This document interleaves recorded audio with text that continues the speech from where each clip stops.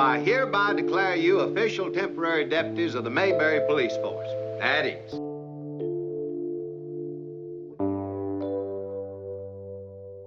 For more than 6 decades, The Andy Griffith Show has lived on as one of America's most beloved TV treasures. Set in the charming town of Mayberry, it represented a simpler time, a place where kindness reigned and small-town values ruled the day. But behind those gentle smiles and slow-paced afternoons, the show hides stories far stranger than its cheerful image suggests. From controversial fan behavior to shocking behind-the-scenes secrets, there's a side to Mayberry most people never see. In this documentary, we uncover 21 hidden facts that even the most devoted fans might have missed, beginning with the bizarre, the controversial, and the downright shocking.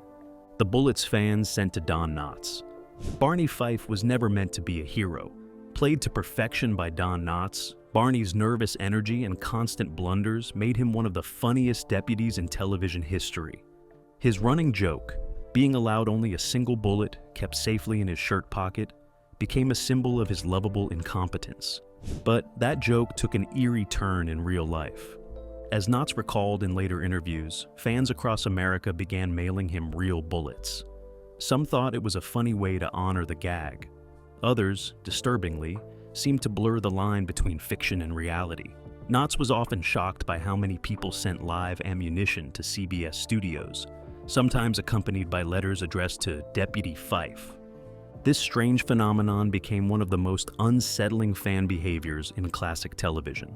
It showed just how deeply audiences connected with these small-town characters, perhaps too deeply. What began as a harmless comedic bit turned into a surreal commentary on how television shapes identity and fantasy. Knotts accepted it with grace and humor, joking in interviews that at least fans kept the tradition alive, but the truth was darker. The wholesome Mayberry had inspired a national fascination that occasionally crossed into obsession. Even Andy Griffith himself once commented that people saw Barney as a real person, proof that Mayberry had become more than a show. It had become an alternate reality. Andy Griffith's broken hand and the cover-up. For all its calm storytelling, life on the set of The Andy Griffith Show wasn't always as peaceful as Mayberry looked. During the filming of one season, Andy Griffith himself lost his temper and punched a wall, breaking his hand in the process. The reason for his outburst remains unclear, though crew members have hinted it happened during a stressful day of filming when creative tensions were running high. Griffith's perfectionism was well known, and he sometimes clashed with the directors or writers when he felt scenes weren't authentic enough. His temper flared, his fist met the wall, and suddenly the star of America's favorite family show had a serious injury to hide. Instead of halting production, the team cleverly worked around the problem. Griffith's hand was occasionally bandaged in scenes, or simply filmed out of view. Writers even adjusted some sequences to limit the sheriff's physical gestures. Fans watching at home had no idea that their calm, good-natured sheriff was nursing a broken hand behind the scenes. It's an almost poetic irony. The man who symbolized patience, wisdom, and restraint on screen had a moment of rage so intense it left him injured. Yet, in true professional fashion, Griffith carried on with the show. This hidden chapter of the production reveals something powerful about Andy Griffith's commitment, not just to his character, but to the illusion of Mayberry itself. He knew that breaking that illusion, even for a moment, would betray the millions of viewers who saw Sheriff Taylor as the moral center of television. So he kept quiet, smiled for the camera, and kept Mayberry's peace intact. The laugh track experiment and network compromise. One of the most surprising behind-the-scenes details about The Andy Griffith Show involves how the laughter was captured. While most sitcoms of the time used a standardized canned laugh track, Griffith and his creative team initially wanted something different, something more authentic. In early seasons, producers screened completed episodes for live audiences. Their reactions, genuine laughter and spontaneous chuckles, were recorded and used in the show's sound mix. Andy Griffith believed this made the comedy feel more natural, helping the show preserve its small-town realism. But the network, CBS, disagreed. Executives eventually mandated the use of the artificial Douglas laugh track, a pre-recorded set of laughs used across many 1960s shows. The result? Viewers were unknowingly hearing laughter that didn't come from real audiences, but from an electronic machine reused across different programs. This was a compromise that frustrated Griffith and the show's sound engineers. They felt it diluted the charm of Mayberry, replacing authentic community reactions with a mechanical imitation of joy. What's fascinating is that audiences never seemed to notice. The rhythm of the laughter was so familiar that it became invisible, part of the sitcom language of the era. Yet to those behind the scenes, the shift symbolized something bigger, a moment when Mayberry stopped being a genuine creative experiment and became another network-controlled product. Today, rewatching old episodes with this knowledge gives the experience a strange twist. The laughter we hear isn't always real, and that makes Mayberry's smiles feel a little more bittersweet. Aunt Bee's inconsistent backstory. To most fans, Aunt Bee is the heart of the Andy Griffith Show. Played by Frances Bavier, she represents old-fashioned warmth, quiet wisdom, and the gentle moral fabric of Mayberry. But look closely across the seasons and something strange happens. Aunt Bee's history doesn't stay the same. In early episodes, she's introduced as Andy's aunt, who raised him after his parents passed away. Later, she's described as a recent arrival, returning to Mayberry after years away. In others, she's treated more like a visiting relative or a family friend. The writers never maintained a consistent backstory for her, and the discrepancies grow clearer when watching the series in order.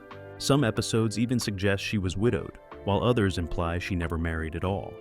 This inconsistency has puzzled fans for decades. Was it simply a writing oversight, or did the producers intentionally keep her story vague to make her universally relatable? What's even more intriguing is how Frances Bavier's real-life personality contrasts sharply with the character she played.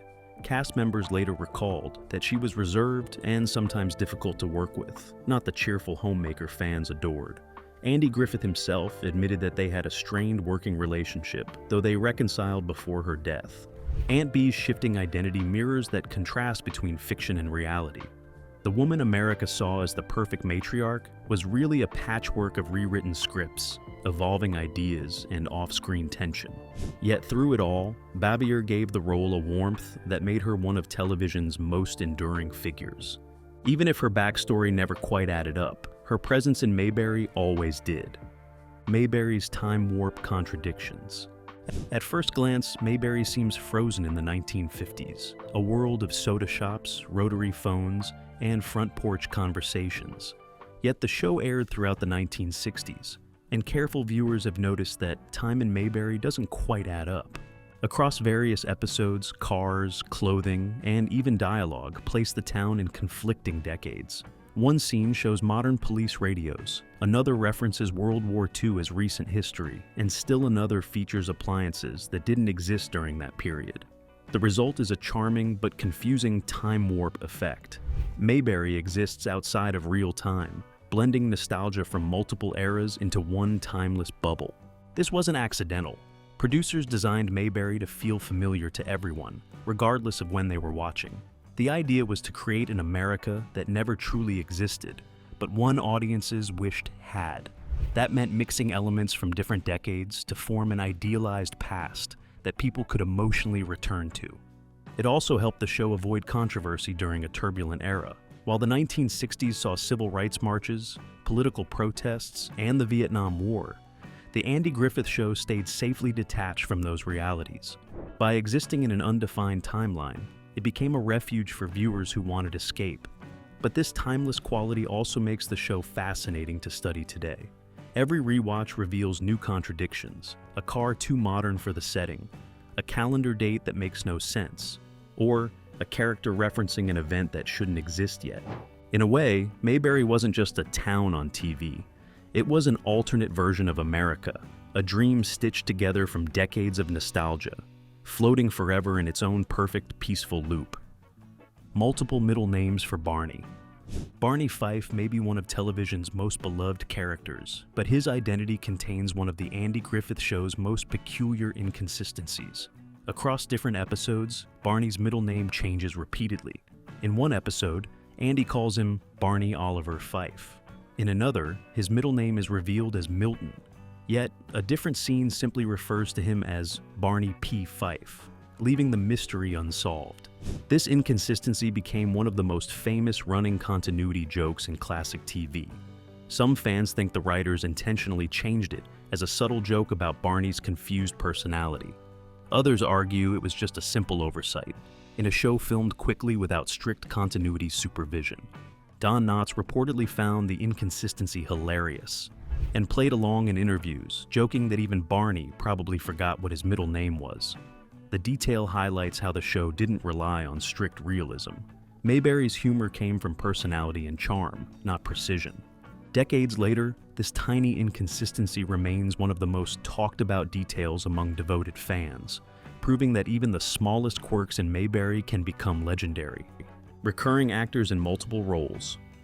Fans who binge-watch The Andy Griffith Show today often notice a peculiar phenomenon. The same actors keep reappearing in different roles.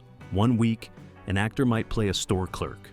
A few episodes later, the same face might show up as a farmer, a soldier, or even a troublemaker from another town. During the 1960s, television budgets were tight, and reusing reliable local actors was common practice. The production team often favored familiar performers who fit the show's wholesome tone. To audiences of the era, this went largely unnoticed, but high-definition reruns and streaming have made these repeats far more visible. One standout example is actor Alan Melvin, who appeared in several unrelated roles throughout the series. Fans fondly refer to these repeated appearances as part of the Mayberry universe, a quirky continuity flaw that somehow adds to the town's charm. Rather than hurting the illusion, these repeats make Mayberry feel like a close-knit community where everyone looks familiar. It's a nostalgic reminder of early television's simplicity and the creative shortcuts that gave it character. Continuity errors hidden in plain sight. Even a show as carefully crafted as The Andy Griffith Show wasn't immune to small production mistakes. Sharp-eyed fans have spotted dozens of continuity errors hidden across its episodes, tiny slip-ups that reveal how fast-paced television was in the 1960s. In some episodes, Barney's badge number changes mid-scene. In others, Andy's hat or shirt suddenly switches color between shots. One moment, it's morning. The next, the sunlight outside the courthouse suggests late afternoon. These minor mistakes slipped past editors at a time when home rewatching wasn't possible. One famous error occurs when Barney drops his bullet. In one frame, it's missing entirely, then instantly back in his pocket in the next shot. While unintentional, these quirks now add charm for modern audiences. Fans have turned spotting these mistakes into a game, treating them like Easter eggs. The imperfections remind viewers that behind the flawless image of Mayberry were real humans rushing to make weekly television magic. The hidden lyrics to the theme song. Few sounds are as instantly recognizable as the whistled theme of The Andy Griffith Show. Its friendly melody opens each episode as Andy and Opie stroll to the fishing hole. But what most fans don't know is that the tune, titled The Fishin' Hole, actually has lyrics, and Andy Griffith himself recorded them. The song was written by Earl Hagen and Herbert Spencer, with lyrics by Everett Sloan. Griffith recorded a vocal version for promotional purposes before the show premiered. The lyrics are simple, cheerful, and perfectly capture Mayberry's mood, beginning with, "Well now, take down your fishing pole and meet me at the fishing hole." Producers ultimately decided the whistled version better fit the show's relaxed, wordless charm. Yet Griffith's sung version remains a delightful piece of television history, rarely heard outside collectors' archives and special releases. It's a reminder that even familiar classics can hide surprises, small artistic decisions that changed how audiences experienced a generation-defining show. The pilot's alternate version of Aunt Bee. Before The Andy Griffith Show officially premiered in 1960, a pilot episode aired as part of The Danny Thomas Show. In that early version, the role that would become Aunt Bee didn't exist yet. Instead, actress Frances Bavier appeared as a completely different character named Mrs. Henrietta Perkins. Producers later decided to reimagine her as the gentle homemaker audiences would come to love.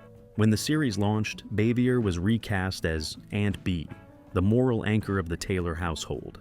The shift was so complete that most fans never realized they were watching the same actress in two roles. The pilot's difference shows how fluid early television production could be. Characters were often reshaped after audience testing, and storylines rewritten overnight. In this case, the experiment worked perfectly, transforming a one-off supporting role into one of the most enduring maternal figures in TV history. It's proof that even a small creative pivot can define the legacy of an entire series. The mysterious disappearance of Peggy McMillan. Peggy McMillan, played by Joanna Moore, was introduced as Andy Taylor's girlfriend in Season 3, charming audiences with her warmth and confidence. But as quickly as she arrived, she was gone without explanation. No breakup, no goodbye, just vanished from Mayberry. Behind the scenes, Moore's growing alcohol dependency reportedly made her difficult to work with, leading producers to quietly phase her out. Andy Griffith himself, who had initially pushed for her inclusion, allegedly supported the decision to protect the show's wholesome tone. The abrupt disappearance of Peggy left fans confused, and to this day, the writers never provided closure. Her exit remains one of television's earliest examples of a character being erased from a show's timeline. The off-camera rivalry between Barney and Floyd. On screen, Barney Fife and Floyd the Barber had a friendly, comedic rapport, but behind the camera, Don Knotts and Howard McNear were said to clash. Knotts' perfectionist approach to comedy sometimes frustrated McNear, who was already struggling with memory lapses due to early health issues. Griffith often had to mediate tension, reminding them both that Mayberry's magic relied on harmony. The conflict never escalated into open hostility, but it did create an undercurrent of strain on set. Ironically, their comedic chemistry benefited from this subtle tension, giving their scenes an unpredictable energy that fans loved. Andy's real-life marriage falling apart during filming. During the peak of the show's success, Andy Griffith's personal life was quietly unraveling. His marriage to Barbara Bray Edwards had grown strained, partly because of his long filming hours and growing closeness with castmates like Annetta Corsaut. While Andy maintained a wholesome fatherly image on screen, his off-screen struggles reflected a man torn between fame and family. By the series' end, Griffith's marriage had collapsed entirely, with both parties citing emotional distance. The public never saw the toll, as Andy hid his heartbreak behind his easy Southern charm. It added a bittersweet depth to Sheriff Taylor's calm smile that only a few insiders recognized. Floyd's limited movement was written into the show. Howard McNear, who played Floyd the Barber, suffered a severe stroke midway through the show's run, paralyzing the left side of his body. Instead of replacing him, Griffith insisted they find creative ways to keep him involved. Writers adjusted scenes so Floyd could be shown seated in the barbershop or standing with subtle support. The production team went to great lengths to hide his condition, even propping him up behind chairs or counters. His resilience became a quiet inspiration on set, proving that even physical limitations couldn't stop Mayberry's charm from shining through. Aunt Bee's hidden passion for flying. Frances Bavier, known for her sweet maternal role as Aunt Bee, had a surprising off-screen hobby: aviation. Away from Mayberry's kitchen, Bavier held a pilot's license and was fascinated by small aircraft. She once joked that flying gave her the sense of freedom Aunt Bee never had. Castmates often teased her about her double life, but she remained serious about the hobby, occasionally taking weekend flights out of local airstrips. The fact that Mayberry's most traditional character was played by a woman of such bold interests adds a delightful layer of irony to the show's legacy. Ron Howard's secret struggle with growing fame. Ron Howard was only 6 years old when he stepped into the role of Opie Taylor, the sweet freckle-faced son of Sheriff Andy Taylor. To millions, he embodied innocence and warmth, but behind the camera, the pressures of early stardom weighed heavily. Fame took away his privacy and his normal childhood. Reporters followed his family, fans approached him everywhere, and his peers sometimes treated him differently because of his fame. Andy Griffith and Don Knotts recognized the strain and made it a point to mentor the young actor. Griffith often spent hours between scenes teaching him patience and discipline, while Knotts helped him laugh through the awkwardness of celebrity. Ron's parents, both actors themselves, worked tirelessly to protect him from the darker side of Hollywood. They ensured he continued his education and limited his exposure to the entertainment press. Still, the stress of living up to expectations made Howard introspective. He later admitted that while he loved being Opie, he sometimes wished he could just be a normal kid who could get muddy and not have to worry about makeup. That longing for creative control eventually guided his evolution from actor to filmmaker. His years in Mayberry gave him a deep understanding of storytelling, character nuance, and human warmth. Skills he later carried into directing classics like Apollo 13 and A Beautiful Mind. Ironically, the same world that once trapped him became the foundation for his artistic freedom. Ron Howard's journey from Opie to Oscar-winning director remains one of television's most remarkable transformations, rooted in lessons learned under the steady guidance of Andy Griffith himself. The strange truth about Mayberry's filming location. One of television's most iconic small towns wasn't in North Carolina at all. Mayberry, with its sunny streets and southern charm, was filmed hundreds of miles away on the Desilu Studios lot in Los Angeles. Using clever camera angles, the crew turned a modest backlot into a timeless vision of rural America. The same set had been used for other shows, including Star Trek, The Untouchables, and even The Adventures of Ozzie and Harriet. Eagle-eyed fans who rewatch old episodes often notice that some of Mayberry's buildings appear in other series. The courthouse, the drugstore, and even the church facade were all recycled from earlier productions. The set designers covered inconsistencies with signage, plants, and creative lighting. Andy Griffith often joked that Mayberry was the best fake town anyone ever believed in. This economical approach was typical of early television, where resourcefulness mattered more than grandeur.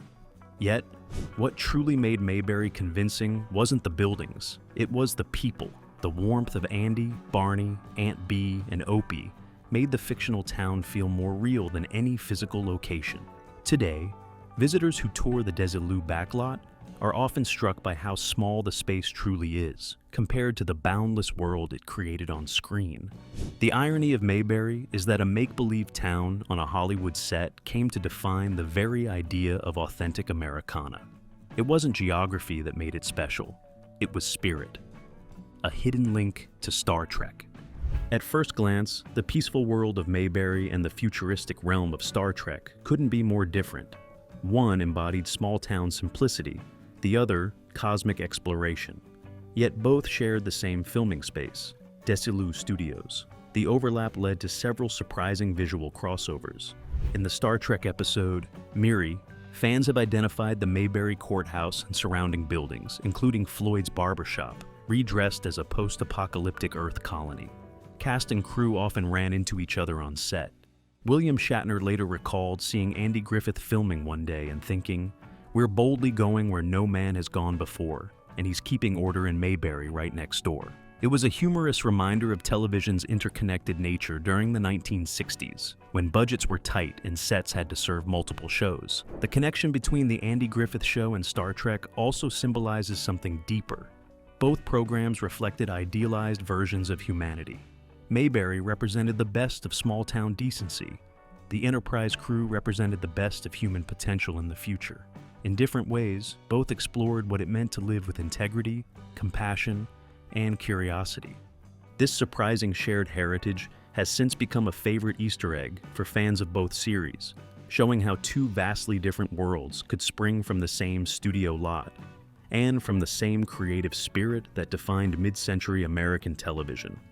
The real town that inspired Mayberry. Though filmed in Hollywood, the heart of Mayberry was born in Mount Airy, North Carolina, the real hometown of Andy Griffith. Growing up there during the Great Depression, Griffith experienced the sense of closeness and simplicity that would later define his show. He once described Mount Airy as a place where everyone knew everyone, and a handshake was stronger than a contract. When The Andy Griffith Show debuted, locals immediately recognized the parallels. The Snappy Lunch Diner mentioned in the series was a real place, as were Floyd's barbershop and the town square's design. Mount Airy embraced this connection wholeheartedly. Decades later, it still celebrates Mayberry Days, an annual festival where visitors can ride in squad car replicas, tour Andy's childhood home, and meet surviving cast members or their families. The show's portrayal of kindness and decency became Mount Airy's brand identity, drawing tourists from all over the world. Residents even began referring to themselves as living in Mayberry, proud of how their small town inspired one of television's most enduring symbols of Americana. What began as one man's nostalgic reflection on his roots evolved into a cultural touchstone that blurred fiction and reality. Mount Airy is no longer just Andy Griffith's hometown, it's America's hometown. The show's quiet legacy on American culture. While The Andy Griffith Show was known for its humor and charm, its true legacy lies in the values it quietly instilled. Premiering in 1960 during a time of social upheaval and political division, the show provided a gentle vision of what America could be honest, kind, and community-centered. Each episode subtly delivered moral lessons through small-town scenarios. Sheriff Taylor rarely carried a gun. Instead, he led with empathy and common sense. Conflicts were resolved through understanding rather than punishment. In a world of rapid change, Mayberry reminded viewers of enduring virtues: family, integrity, and neighborliness. These ideals influenced later generations of television writers. Shows like Gilmore Girls, Parks and Recreation, and Everwood borrowed its structure of moral storytelling within a tight-knit community. Even political commentators have referenced Mayberry values when describing nostalgic visions of unity and civility. But what made it timeless wasn't escapism, it was emotional honesty. The Andy Griffith Show acknowledged flaws and differences, but always leaned toward hope. In an age of cynicism, it continues to represent a cultural North Star, a reminder that gentleness and decency can still define greatness. The final scene that brought Andy to tears. When the camera stopped rolling on The Andy Griffith Show in 1968, there was no grand finale, just a quiet ending that mirrored the show's tone. Andy Griffith reportedly sat in silence after the final scene, tears filling his eyes as he realized it was over. For him, Mayberry wasn't just a set. It was family, friendship, and a reflection of the America he loved. The cast gathered for a modest wrap party, where Griffith thanked each person individually. Don Knotts, who had left earlier to pursue film, returned briefly for the farewell. Crew members later described the atmosphere as both proud and heartbreaking. They knew they weren't just ending a show. They were closing a chapter in American television history. The series finale transitioned seamlessly into the spin-off Mayberry RFD, but the absence of Andy's leadership was immediately felt. For fans, the end of The Andy Griffith Show marked the end of an era defined by sincerity. Even decades later, reruns continue to evoke nostalgia for that final fade to black, a farewell that needed no applause or spectacle. Just Andy, walking out of the courthouse one last time, leaving behind the heartbeat of Mayberry. More than half a century after it first aired, The Andy Griffith Show continues to cast a long, gentle shadow across American television. Its stories weren't about crime or scandal, they were about kindness, patience, and the quiet power of doing good. Each character from Andy to Aunt Bee reflected the best in ordinary people, reminding viewers that decency never goes out of style. Though the sets have vanished and the actors are gone, Mayberry still lives on, in the reruns, in the laughter, and in every longing for a simpler time when honesty was enough. Mayberry may have been fiction, but its lessons were real, and perhaps that's why it never truly ended.